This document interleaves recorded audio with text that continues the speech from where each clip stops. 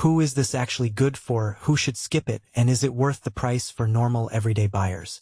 If you've ever tried to lift a motor block with a cheap standalone hoist and ended up with a scratched floor and a sore back, you'll understand the hesitation that comes with buying a gantry crane. Link is in the description if you want to check the product details on Amazon. In this video, I'm breaking down the VEVOR adjustable gantry crane, so you can decide whether it's the right tool for your shop or a waste of space. First off, let's talk about the kind of work where a gantry crane actually makes sense. I've seen small auto repair bays where mechanics are shuffling engine blocks, gearboxes, and large bearings around on a cramped floor. They often resort to makeshift jacks or a pair of wheels under a pallet, which can be unstable and time-consuming. A 2,200-pound capacity crane like this one can take the whole assembly in one lift, letting a single person reposition a heavy component without a crew. That's the real-world advantage. You get a safe, repeatable lift that saves you minutes, sometimes hours, over a day's work. Now, who should consider buying it? If you run a boutique automotive shop, a small machining shop, or even a serious hobbyist with a dedicated workbench, the VEVOR gantry gives you a portable, high-capacity lift without having to install a ceiling-mounted hoist.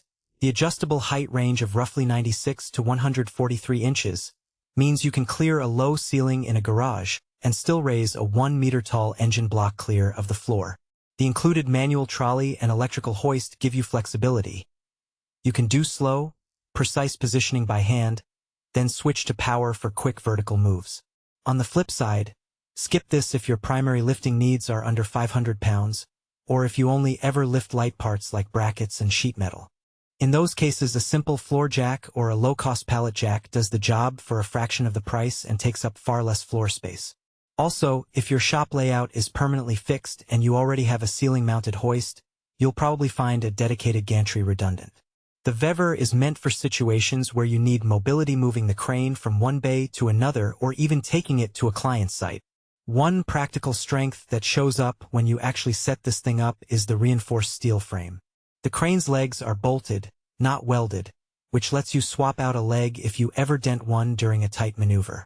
The rust-proof coating also holds up well in a workshop that sees oil splashes and occasional moisture. I tested it in a semi-cold garage where the metal was still a few degrees above freezing, and the trolley glided smoothly without grinding.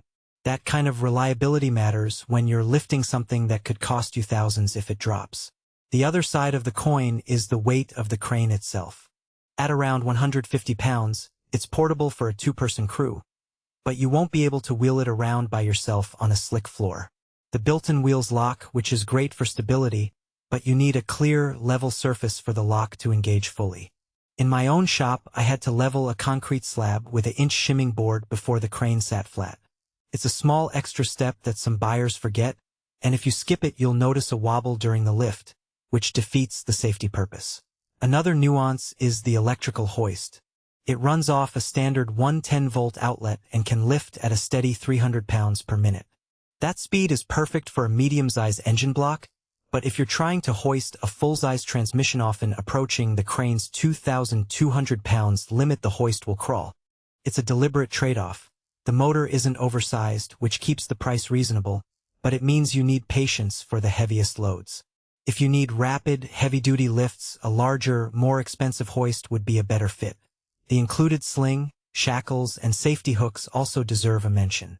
They're rated for the crane's full capacity, and they're pre-threaded through the hoist so you can attach a load in under a minute. In practice, that cuts down on the hunt for the right chain ritual that many shops still go through. However, the sling length is only about 3 feet, which works for most engine blocks but can be limiting if you need a longer reach for an oddly shaped component. You can buy an extension, but that's an extra cost the base price doesn't cover. From a value-for-money perspective, the VEVOR sits at a price point that undercuts many brand-name gantry systems with similar capacities. The main reason the price stays low is the use of a manual trolley for horizontal movement and a modest electric motor for vertical lift. Those choices don't sacrifice safety, but they do set realistic expectations. You won't get a push-button lift-and-slide experience like a high-end industrial crane, but you will get a solid, dependable tool that,